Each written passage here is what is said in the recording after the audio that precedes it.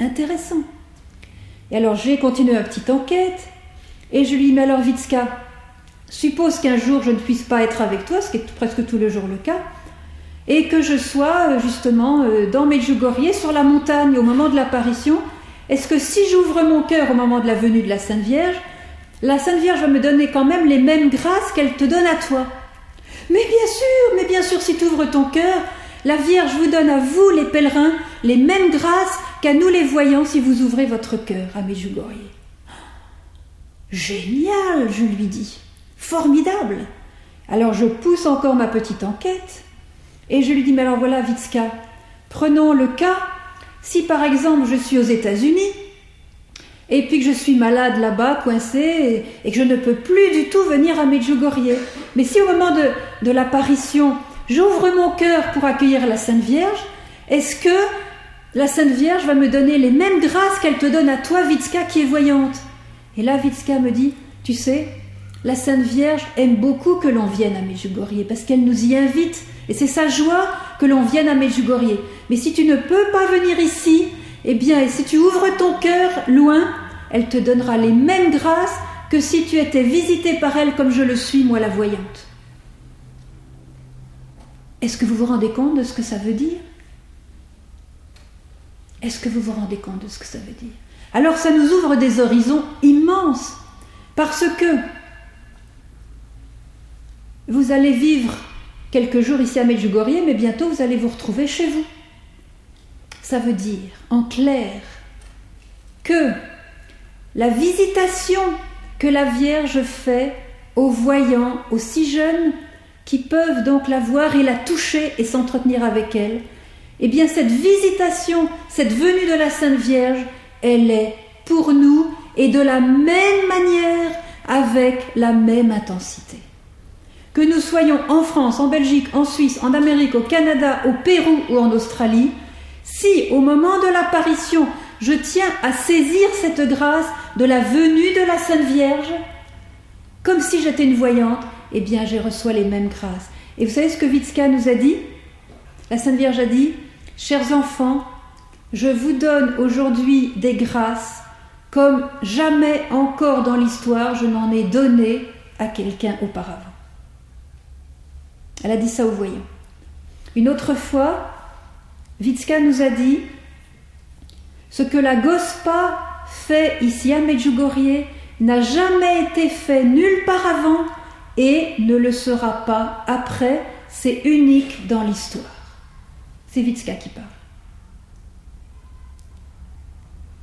La Sainte Vierge nous dit aussi, « Chers enfants, je vous donne des messages ici, comme jamais encore je n'en ai donné auparavant dans l'histoire. » Donc vous voyez, nous sommes, j'allais dire, comme au sommet de l'intensité des dons du ciel pour notre époque.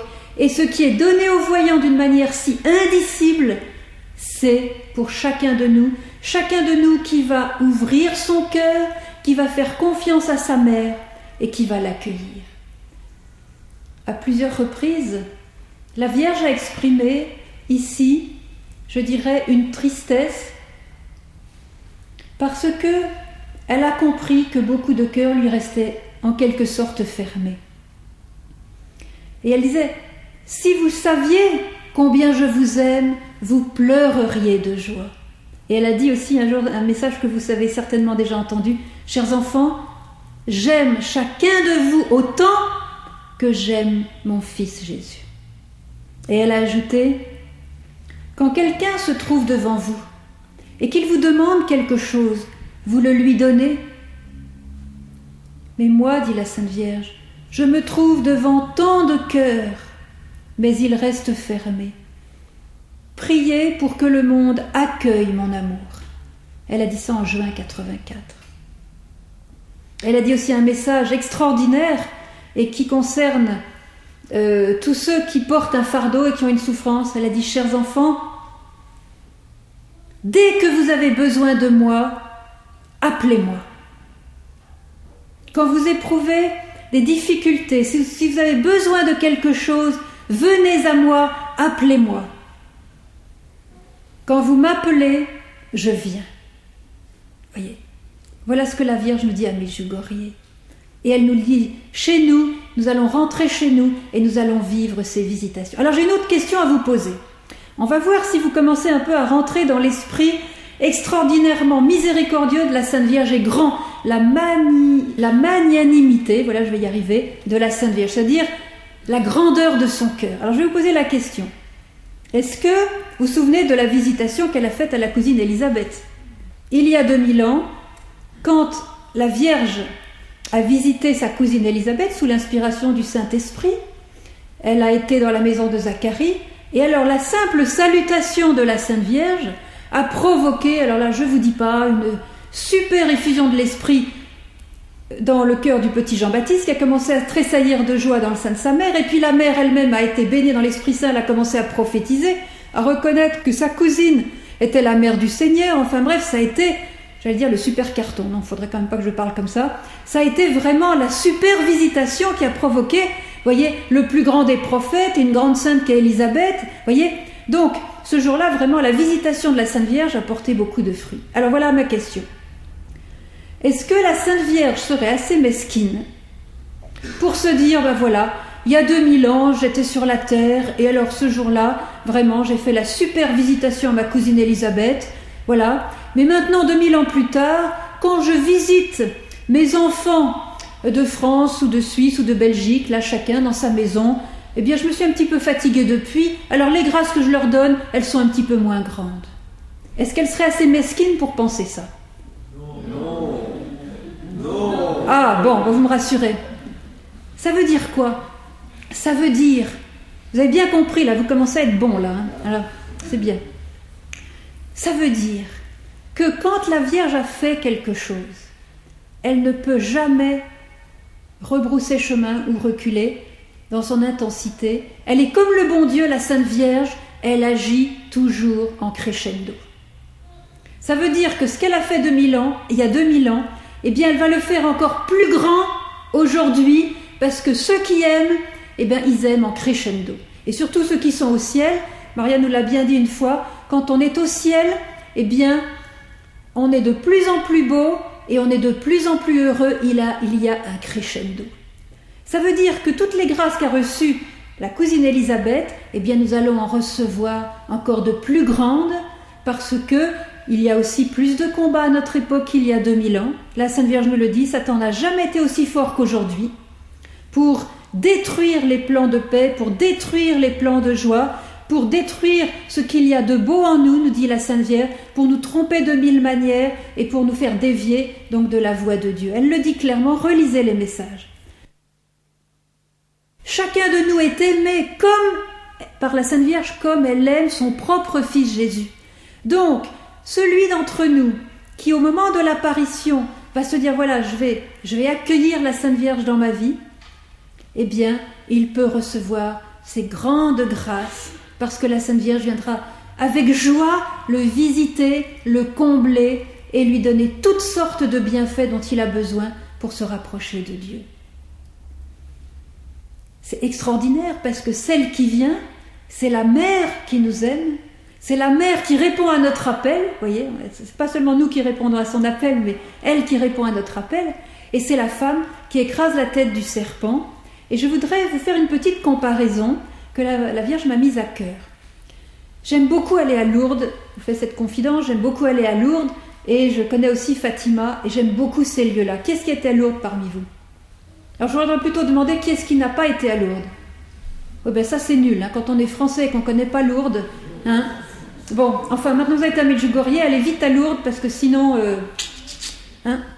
Alors quand je suis à Lourdes, j'aime bien pratiquer quelque chose que la Vierge a donné là-bas, parmi les cadeaux qu'elle a donnés, c'est la piscine de Lourdes. Alors il faut un peu de courage physique, il faut savoir ça, parce que glagla, hein, je ne sais pas si vous avez fait cette expérience, quand il faut se tremper dans cette eau glacée pour les gens frileux. En plus, la brave dame qui nous accompagne, là, vous savez, au bord de la piscine, elle nous met une espèce de linge mouillé, glacial sur les épaules, et il faut vraiment le vouloir. Hein. Alors après, on se plonge là-dedans, c'est horrible, mais quand on en sort, eh bien, je ne sais pas si vous avez éprouvé ça, vous sentez que la Vierge est passée, vous avez une paix, et vous sentez que des zones de votre être ont été comme libérées du mal. Vous voyez, si vous aviez des choses qui vous qui vous collait, qui vous attachait, qui vous tourmentait, qui n'était pas belle et tout, eh bien c'est comme rester dans l'eau de la piscine. Puis attention, le voisin n'en hérite pas, hein. Une fois que c'est lavé, c'est lavé. Parce qu'on ne change pas l'eau à lourde. Hein. Mais on n'attrape pas de maladies, on les perd plutôt. Je le précise quand même pour ne pas vous faire peur. Eh bien, moi ce que j'ai remarqué, c'est que les visitations quotidiennes de la Sainte Vierge, ça valait un bain dans la piscine de Lourdes. C'est une visitation de votre mère qui vous répand sa paix dans le cœur. Elle vient écraser la tête du serpent. Pourquoi ? Parce qu'une maman, supposez que vous soyez une maman et que vous ayez, 5-6 enfants dans une pièce et que vous entriez. Et puis, dans ces enfants, il y en a qui sont en train de jouer aux petits chevaux, aux trucs électroniques, et puis il y en a un dans son coin qui est tout malade, tout renfrogné, triste, et puis qui pleure et qui a un problème. Vers lequel la mère va aller en premier ? Vers celui qui va pas bien. Ça veut dire que quand elle vient à nous dans cette visitation, la première chose dont elle s'occupe, c'est de chasser en nous la source du mal qui nous écrase, qui nous abîme ou qui nous détruit, ou qui nous attriste tout simplement. Alors, la source du mal, bien sûr, c'est le péché, souvent. Et je voudrais faire une comparaison qui est un petit peu médicale, un petit peu, limitrophe, comme on dit. Supposez qu'il y ait un jeune adolescent qui, dans une famille, qui se soit pris le ver solitaire. Alors ce jeune était bien sportif, ça allait bien, tout ça. Et puis les parents se rendent compte au bout d'un certain temps qu'il dépérit, il maigrit, il n'a plus de force, etc. Il faut même qu'il aille se coucher, malgré le fait qu'il a une vie normale et que il y a quelque chose de l'intérieur qui le mine. La bête, ça s'accroche aux parois et puis ça mange beaucoup. Vous voyez. Alors les parents, qu'est-ce qu'ils vont faire ? En bons parents, ils vont donner des vitamines, faire des bons beefsteaks, reprendre des forces et tout.